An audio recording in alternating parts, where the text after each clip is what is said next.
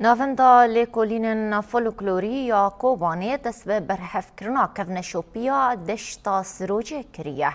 نافندا لکولین فولکلوری سال 2023 ده تا آوا کرنو بسی کمیتین برحف کاریه لکولین و چاپ کرنه جبو پاراسنا چند هرمی دخبته. کمیتیا برحف کرنا دنگ بیجیا هرمی جه زاربیجان و جاره بری خودانه گنده شیرانه و هفدیتن به دنگ بیجی تمن مزن لباجار کوبانه خدر حبشه یه 94 سالی را بیق آنیه. برپرسی نافندا فولکلوری روش آواتی ویره دیار کرن که آرمان جه خبات نوان و وکرنا نافندا فولکلوری پراسنا چند هرمی جه وندا کرنه یه.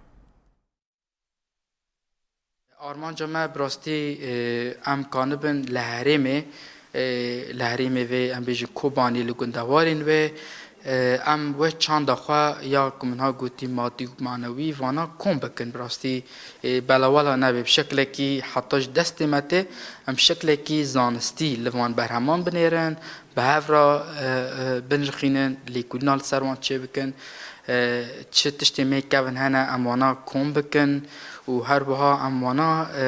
در باسی چاپ کردن و بلاف کردن جی. دناوندا فولکلور دام بیشن گله کمیته هنه امجی ناب کمیته برهفکاری دا جدیرن. دناب ام بیشن کمیته برهفکاری دا کارو خباتن ما ام درد کفن گندان بزاربه جان را کسی تمن مزن را ام بهدیتنا چه دیکن بوان را ام بیشن دانستاندن چه ددن دستینن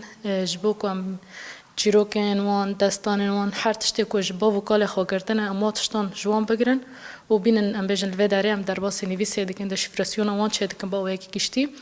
ام بیشن زحمتین که ام بورا دیکشینن وقتی که ام درد کبنه گندان یعنی ام حتی هم در کدنه پر گندان ام در کدنه بیرام ریه جانزار بیشان ام چونه گنده شیران از چند جاران مبوه